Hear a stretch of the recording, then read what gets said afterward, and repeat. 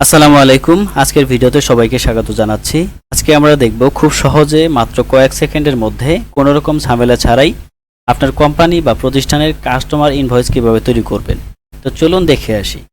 তো এর জন্য প্রথমে যেটি করবেন, আপনার মোবাইল অথবা আপনার পিসিতে থাকা যে কোনো ব্রাউজার ওপেন করে নেবেন। ওপেন করার পর আপনি যেটি করবেন সেটি হচ্ছে যে আপনার যে গুগল সার্চ বার আছে, আপনার গুগল সার্চ বারে গিয়ে লিখবেন ইনভয়েস টু মি। এই ইনভয়েস টু মি লেখার পর এন্টার হিট করে দেবেন, অথবা আপনার যে সার্চ বার আছে সেই সার্চ বারে ক্লিক করে দেবেন। ক্লিক করে দেওয়ার পর দেখেন এরকম একটা ইন্টারফেস আসবে। এখানে যে এই যে ইনভয়েস টু মি যে লেখাটা প্রথম ওয়েবসাইটটা, এই প্রথম ওয়েবসাইটে আপনি ক্লিক করে দেবেন। ক্লিক করে দেওয়ার পর দেখেন এরকম একটা ইন্টারফেস আপনাদের সামনে আসবে, বা আপনার স্ক্রিনে এরকম একটা ইন্টারফেস দেখা যাবে।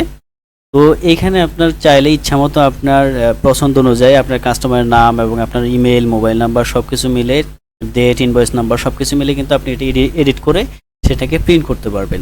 তো আমি আপনাকে একটু দেখাচ্ছি কিভাবে আপনি কাজটি করবেন। তো এটা হচ্ছে যে আপনার কোম্পানি নেম, আপনার এখানে যে কোনো একটা কোম্পানির নাম আপনি লিখতে পারবেন। দেখেন এখানে এবিসি কোম্পানি আছে, আমি XYZ কোম্পানি লিখতে পারবো। তো এখানে এবিসি কোম্পানি থেকে আমি XYZ কোম্পানি লিখে দিলাম। তো এইখানে আপনি রংপুর আছে, আপনি যে কোনো আপনার যে অ্যাড্রেস আছে সেই অ্যাড্রেস অনুযায়ী আপনি সেটা লিখে দিতে পারেন। তারপরে ইয়োর টাউন এটা লিখতে পারেন, অ্যাড্রেস লাইন লিখতে পারেন। তারপরে চলে আসি ডান পাশে, এখানে দেখেন তারিখটা অটোমেটিক সেট করা থাকবে। আপনি যে তারিখে ওয়েবসাইটে ওপেন করছেন এই ওয়েবসাইটটা সেই ডেট অনুযায়ী কিন্তু অটোমেটিক ডেটটা নিয়ে নিবে। তারপরে ইনভয়েস লেখা আছে, ইনভয়েসটা আপনি এই যে 890 আছে, আপনি চাইলে যে কোনোভাবে আপনার পছন্দ অনুযায়ী আপনি কিন্তু সেটা করতে পারবেন, পরিবর্তন করতে পারবেন। তারপর পিও এটা আপনি আপনার মন মতো দিতে পারেন। হ্যাঁ, এটা দেওয়ার পরে আপনি দেখেন এখানে একটা নাম্বার আছে, তো এটা হচ্ছে আপনার নাম্বার অথবা কাস্টমার নাম্বার, আপনি যেভাবে আপনি সাজাতে চাচ্ছেন সেভাবে সাজাতে পারবেন। তো এটা নাম্বারটা আপনি চাইলে সেটা পরিবর্তন করতে পারবেন, এবং ইমেলটাও আপনি চাইলে পরিবর্তন করতে পারবেন। তো তারপর এইখানে দেখেন এটা জন মিল্টন, এই নামটা হচ্ছে কাস্টমারের নাম, আপনার নামটা আপনি এটা লিখে দিবেন। তো আমি দেখছি সাকিব হায়দার। দেখেন আমি কিন্তু কাস্টমারের নামটা পরিবর্তন করে ফেলছি। আপনি তার কাস্টমারের মোবাইল নাম্বারটা দিতে যাচ্ছেন, তো আপনি কাস্টমারের নাম্বারটা দিন .. হ্যাঁ, আপনি কাস্টমারের নাম্বারটা দিতে পারেন।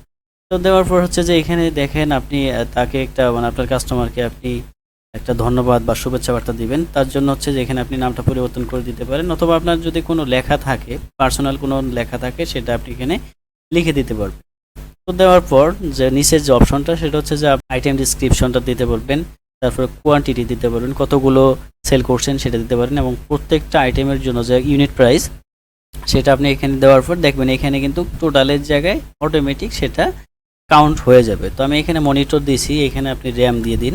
তো র্যাম দিচ্ছি, র্যাম দেওয়ার পরে কয়টা র্যাম? 2টা র্যাম দিচ্ছি। 2টার প্রাইস হচ্ছে কত? 2000 করে দিই।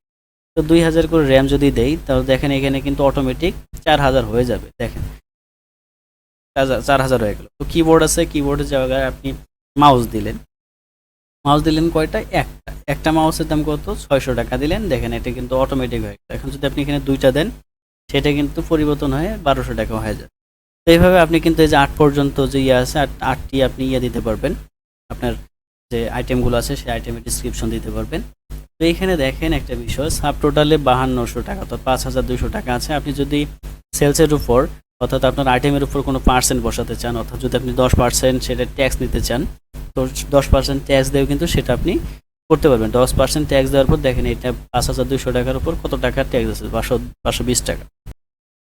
তো এইভাবে আপনার ইনভয়েসটা আপনি তৈরি করবেন, এবং সেটি কিভাবে প্রিন্ট করবেন সেটা আমি আপনাদেরকে একটু দেখাচ্ছি। এর জন্য হচ্ছে যে বাম পাশে এই যে জেনারেট ইনভয়েস আছে, তার নিচে লেখা আছে গেট পিডিএফ। তো আপনি এই গেট পিডিএফে ক্লিক করে দিলে দেখেন এরকম একটা ইন্টারফেস আসবে। আসার পর এই যে ডাউনলোড পিডিএফ ইনভয়েসটা আছে, এখানে আপনি ক্লিক করে দেওয়ার সাথে সাথে মাত্র 1 সেকেন্ডের ভিতরে দেখবেন এটা কিন্তু ডাউনলোড হয়ে যাবে। তো ডাউনলোড হওয়ার পর এটা দেখেন এরকম একটা পিডিএফ ফাইল হয়ে আসবে। তো আপনি এখান থেকে সেটা প্রিন্ট করে নিতে পারবেন আপনার প্রিন্টারে।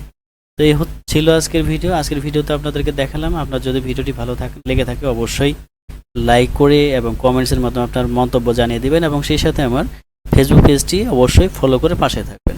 ধন্যবাদ।